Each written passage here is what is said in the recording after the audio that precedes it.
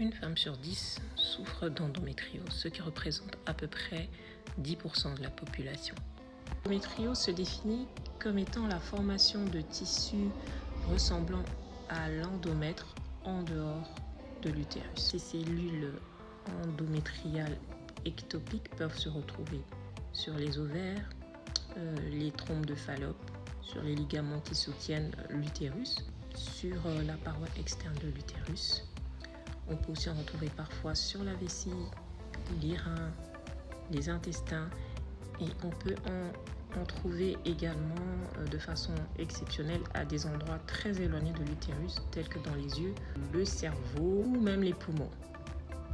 C'est une maladie chronique inflammatoire invalidante qui provoque des douleurs cycliques qui reviennent au cours des règles.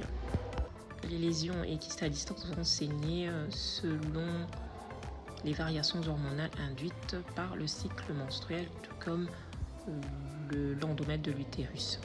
Les règles douloureuses sont le principal symptôme de l'endométriose, urinaire, des troubles digestifs et aussi des douleurs pendant les rapports sexuels. Alors, ces douleurs peuvent être tellement insupportables qu'elles conduisent à une incapacité à travailler et avoir une vie sociale normale. Quels sont les traitements connus pour soigner l'endométriose? Eh bien, en médecine conventionnelle, on a l'habitude d'utiliser régulièrement des anti-inflammatoires. On a aussi recours à l'hormonothérapie, c'est-à-dire qu'on va utiliser des hormones telles que des contraceptifs oraux, des progestatifs, etc. À côté de cela, on utilise aussi des analgésiques et des anti-inflammatoires non stéroïdiens.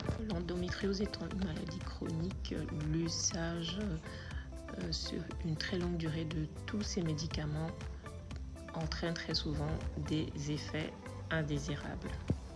Et si je suis devant vous, c'est bien évidemment pour vous parler de l'approche naturelle qui existe pour soigner l'endométriose, ou tout du moins pour l'inactiver. Oui, le premier facteur sur lequel il faudra agir, c'est l'alimentation. L'alimentation va vraiment jouer un rôle important dans la lutte contre l'endométriose. Au début de la vidéo, j'ai bien expliqué que l'endométriose était une maladie inflammatoire. Et donc, en adoptant une alimentation anti-inflammatoire, on pourra de façon significative lutter contre l'endométriose. Je viens de vous parler du premier facteur sur lequel jouer pour lutter contre l'endométriose. Il s'agit de l'alimentation, mais il existe également des produits naturels qui permettent de lutter contre cette maladie, et ce sera l'objet de notre prochaine vidéo. Merci de m'avoir suivi et restez connectés pour plus de conseils santé et bien-être. À très vite.